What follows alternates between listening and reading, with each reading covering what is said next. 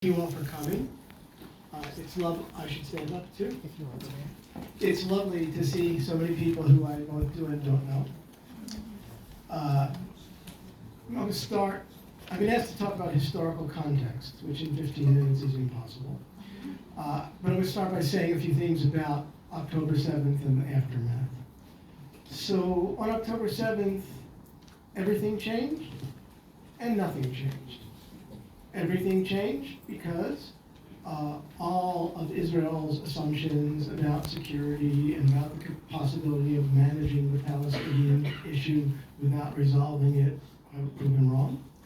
All of the international community's assumptions that it could allow Israel to continue oppressing the Palestinians indefinitely, especially those in Gaza, with no negative consequences were proven wrong.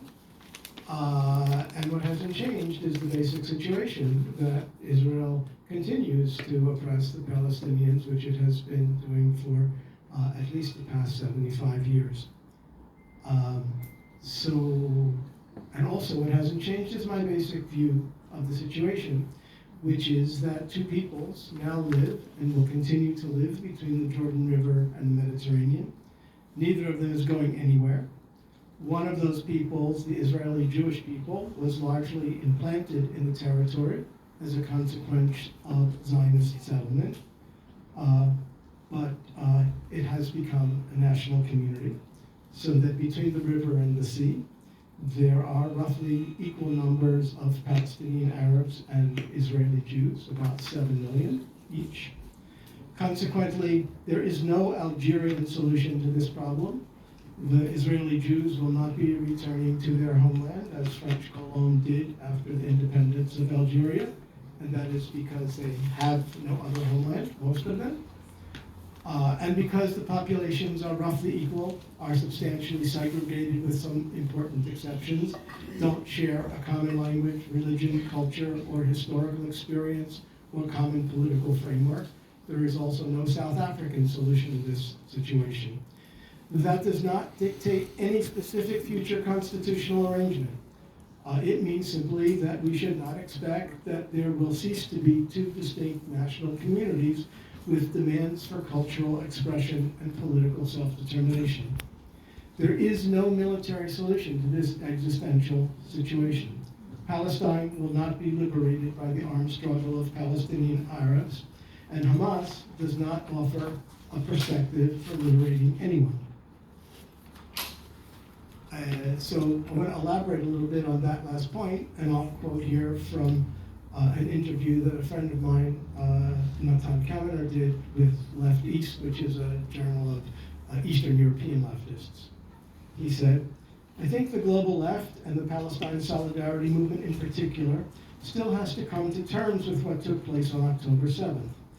The violence which Israel has exercised since then, though immensely intensified, is essentially similar to the kind of violence it has meted out against the Palestinians for decades.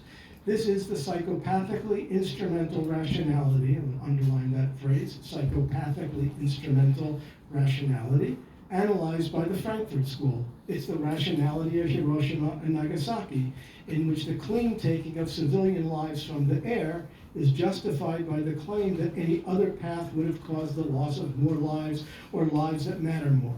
But October 7th was, to my mind, something quite new.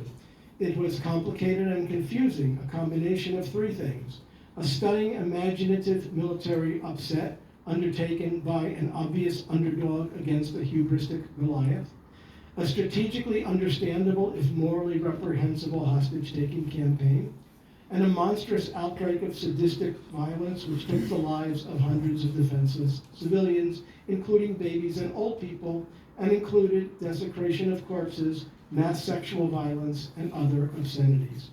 It is not precisely the same as the anti-colonial violence of the 20th century, which was analyzed so treacherously by Frantz Fanon. There is something unprecedented about it, and it will take time to catch up intellectually. So that's a point of departure. It'll take time for us to catch up intellectually with exactly what happened and the aftermath. So now, when I was asked to talk about the historical context, I said, okay, where would you like me to begin?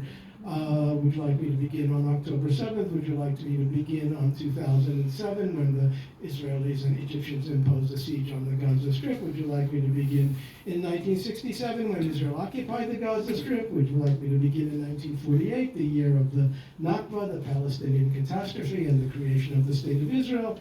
Or begin with the Balfour Declaration in 1917, or with the first modern Zionist settlement of Palestine in the late 19th century. So I'm going to try to do a little bit of all of that, and begin from the departure point that most of what Americans, and especially what Jewish Americans, know about Israel-Palestine is wrong.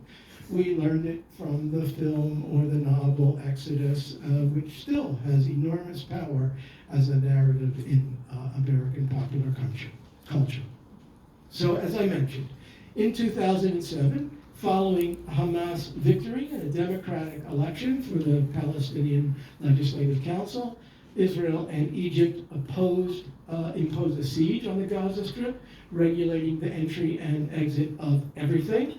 And during the period of the siege, Israel has not only refused the democratic will of the Palestinian people as it was expressed in that election, but it also has rejected forms of unarmed resistance to the occupation, most spectacularly the Great March of Return from March of 2018 to December of 2019, in which some 200 people were killed and thousands of people were intentionally maimed by Israeli snipers who were shooting at largely unarmed demonstrators. We can go back to 1967, when Israel occupied the Gaza Strip. Between 1948 and 1967, Egypt administered the Gaza Strip. And I lived in Israel during the early 1970s, and one of the very first demonstrations I went to there was against Ariel Sharon, who was then the commander of the Southern Command, and he had engaged in a very brutal crushing of the resistance in the Gaza Strip, which was overwhelmingly secular and led by the Popular Front for the Liberation of Palestine, an organization that called itself Marxist-Leninist. Under the Sharon's military command, some 160,000 refugees were forcibly relocated from their homes. I mean, all right, that seems very terrible now. We're talking about 1.7 million people being forcibly relocated now. 100 PLO members were killed, or suspected PLO members. Again, that's very small potatoes compared to the death toll now. And over 700 were arrested. So the occupation of the Gaza Strip by Israel from the very beginning was steeped in blood and violent repression. The Gaza Strip, of course, was created as a result of the Nakba of 1948. Most of what was then the Gaza district of British Mandate Palestine, which was much larger than the Gaza Strip is today, was to be part of the Arab state that the United Nations recommended during the partition plan, which was adopted in November of 1947. Israel occupied a good part of what was to become the Arab state in the 1948 war, including a good chunk of the Gaza district, leaving only the very small strip 7 miles wide at the widest and 15 miles long, which is the Gaza Strip. If we go back to 1917, that's the moment at which the Zionist movement forged an alliance with British imperialism, and it was under the umbrella of British imperialism that the Zionist settlers were allowed to come to Palestine. Subsequently, in the 1950s and 1960s, Israel was aligned with French imperialism, and then after the 1967 war, primarily with American imperialism, although always with strong German support as well. The first modern Zionist settlers came to Palestine in the 1880s, and they called themselves settler colonists. So today, people have begun more commonly than in the past to talk about Zionism as a form of settler colonialism. And then there has been a big reaction against that is somehow anti-Semitic. So it's worth noting that Jews and Zionists called the Zionist movement a settler colonial movement. There was, for example, the Jewish Colonization Association that was established in 1891 by Baron de Hirsch, and its purpose was to facilitate the mass migration of Jews from Russia and other Eastern European countries where they were oppressed by settling them in agricultural colonies on lands that were purchased in Canada, the United States, Argentina, Brazil, and also Palestine. So in the earliest period, the Zionist movement or similar allied movements were not focused particularly on Palestine. Theodor Herzl, who's the founder of the political Zionist wing of the movement, drafted a letter. He never actually sent it to Cecil Rhodes, the great British imperial figure, in January of 1901, shortly after Rhodes had colonized the land of the Shona people in Africa, which he then renamed Rhodesia, which is today's Zimbabwe. And Herzl, again, wrote but did not send the letter to Cecil Rhodes saying, "You are being invited to help make history. It doesn't involve Africa, but a piece of Asia Minor, not Englishmen but Jews. How then do I happen to turn to you since this is an out-of-the-way matter for you? How indeed, because it is something colonial. You, Mr. Rhodes, are a visionary politician or a practical visionary. I want you to put the stamp of your authority on the Zionist plan and to make the following declaration to a few people who swear by you. I, Rhodes, have examined this plan and found it correct and practical." So Herzl was seeking the endorsement of probably the greatest British imperial figure of his time for the Zionist project. Vladimir Jabotinsky, the ideological forebear of the current Likud party, that's the party that is leading the coalition currently governing Israel and which has governed Israel for most of the period since 2009, wrote a very famous essay in 1920, The Iron Wall, in which he said, "See whether there is one solitary instance of any colonization being carried on with the consent of the native population. There is no such precedent. The native populations, civilized or uncivilized," so he's got this whole racial hierarchy that he's thinking of there, "have always stubbornly resisted the colonists, irrespective of whether they were civilized or savage. It does not matter at all which phraseology we employ in explaining our colonizing aims, Herzl's or Sir Herbert Samuel." Samuel was considered a more moderate figure.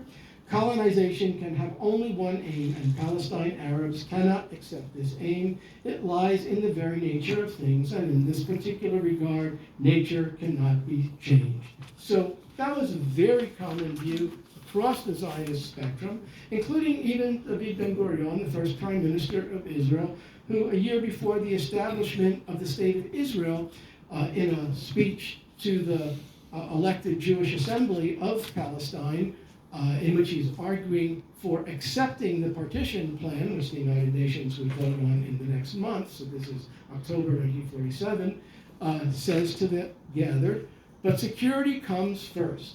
It dominated our concerns since the issue," that's the name for the Jewish settlement in Palestine, "began from the start of colonization. We knew we must guarantee our own security." So colonization was a word that was used widely in the Zionist movement right up until the establishment of the State of Israel.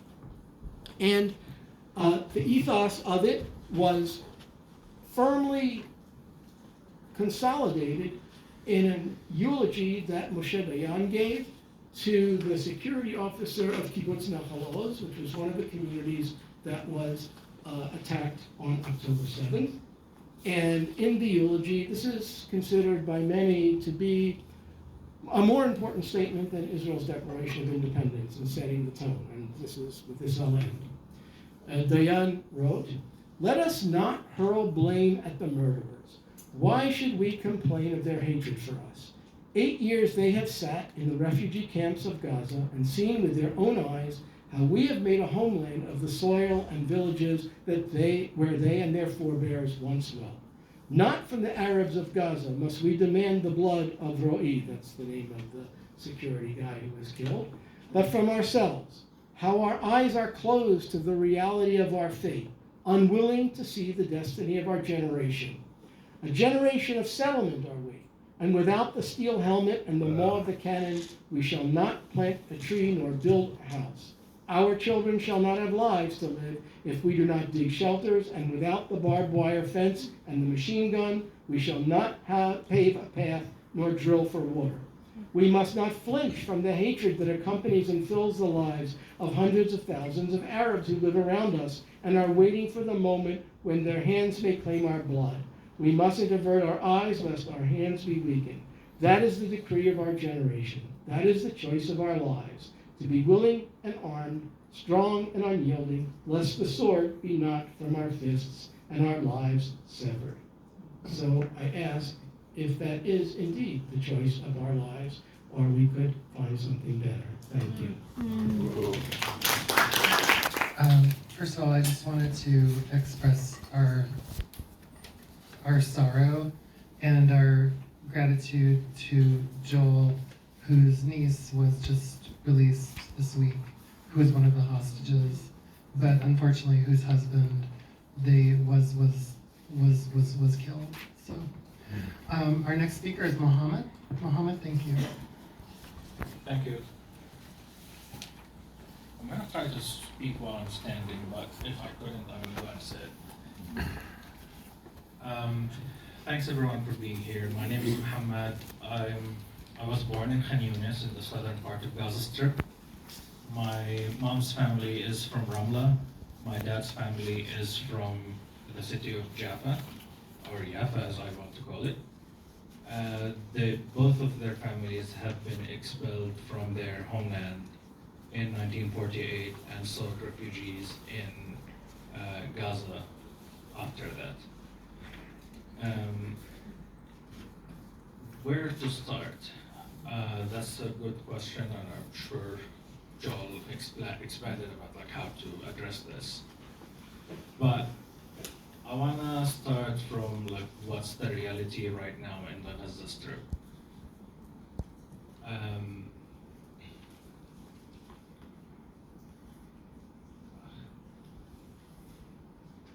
The situation, the life there is more than desperate.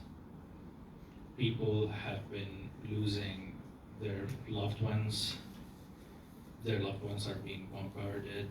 More than half of the housing in Gaza have been demolished already. More than 1.5 million people have been displaced, and now they are trying and struggling to find shelter in the southern part of Gaza.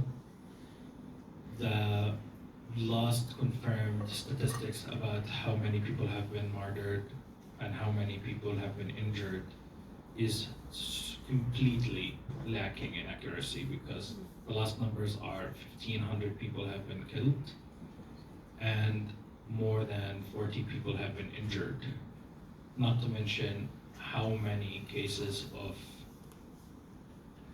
terrified people, which I can tell you most of the people in Gaza are.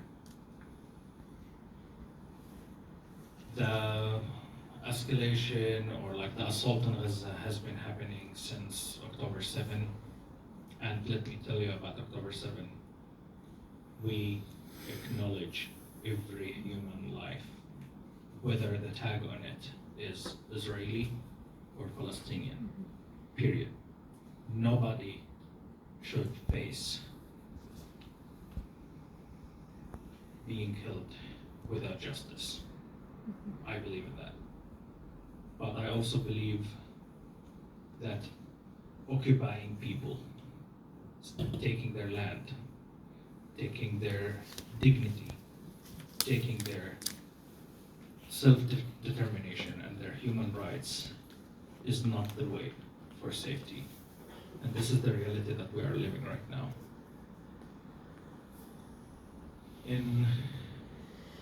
Since in the last 2 months, my cousin Dalia have given birth to a child.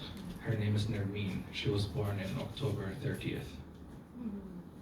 Her entire life since then is constant bombardment and constant movement from place to place just to seek shelter. Her birth story is a story of defying the circumstances, trying to exist, fighting for life and fighting for existence in one birth. And my cousin is one of many who have given birth in this time. And we have to think about that, and we have to think about the thousands of people who have been killed in there. My family last night, I could not sleep. I was all the time trying to connect with them because they received orders to evacuate their house. And there is no place. My family live in Khan Yunis, which was called in the last few months a safe place for everybody in the northern part of Gaza to go and seek refuge. Now we received the orders to evacuate, and we have received multiple flyers with saying that like Khan Yunis is no longer a safe place to go to. It's a combat zone, and everybody has to evacuate to Rafah. Well, let me tell you, when the people in the north part of Gaza have evacuated to the south in Khan Yunis and in Rafah,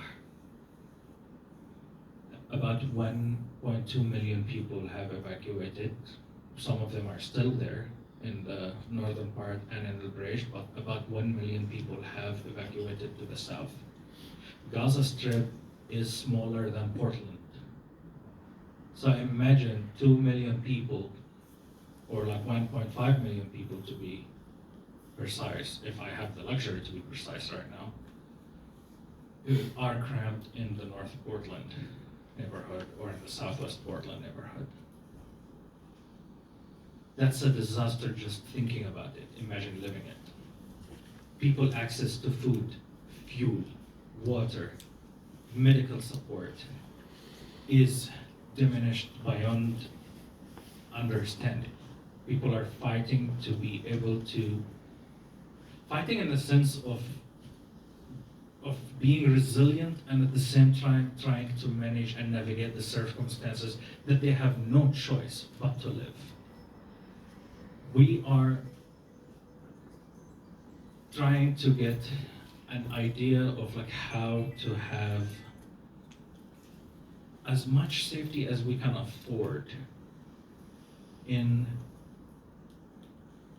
what it is essentially a hell on earth situation. The Israeli army sent what they call it, a dynamic map, dividing Gaza into hundreds and thousands of like tiny blocks. The best way to describe it is like imagine the zip code system here in the US, but apply it on Gaza. So, and they are essentially messaging to be like, everyone living in the south is essentially gonna try to go from block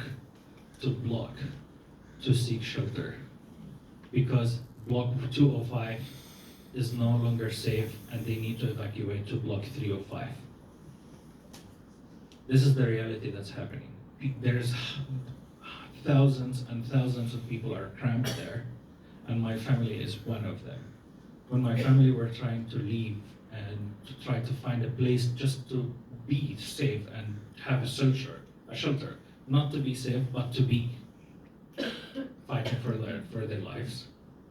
The only thing they could have done after 5 hours of searching is a place in a hospital that was bombed, and with no place but a tent that they made from curtain rods and curtains. Let me tell you, it's winter. And winter does not forgive. And winter does not know who's your identity, who your affiliation, what's your religion, or what's your nationality. Winter know that you are human and you are unable to withstand nature without protection. So what can we do? I'm struggling with collecting all of my thoughts. But we need to ask for a ceasefire. We need to make our demand harder and harder, and we need to be in our representatives and senators' office constantly. We need to tell them, you should demand a ceasefire. The people in Gaza are basically a direct result of the US complicity in this situation. The US is sending about an average of $10+ million every day since 2008 till now to Israel. Not to mention the latest bill that's trying to be sending about $14 billion to aid the Israeli. The US political support to Israel with no restrictions, with no cap on or conditions on upholding humanitarian law or the international law or even war law is unacceptable and has to end. The Palestinian people deserve the right of freedom. The Palestinian people deserve to return to their homeland. The Palestinian people deserve not to have another Nakba and forced expulsion from their homeland for the second or the third time. The Palestinian people need to go and from one place to other place, from Gaza, for example, to the West Bank, safely, without any restriction, because their homeland deserves them and they deserve their homeland. We need to tell our Congress people that the settlements in the West Bank and in Area C specifically is illegal, and it should not have any political support from the United States. That's how we protect the people inside Israel, that's how we protect the people inside Gaza, and that's how we protect our humanity as people who share the identity of being part of the human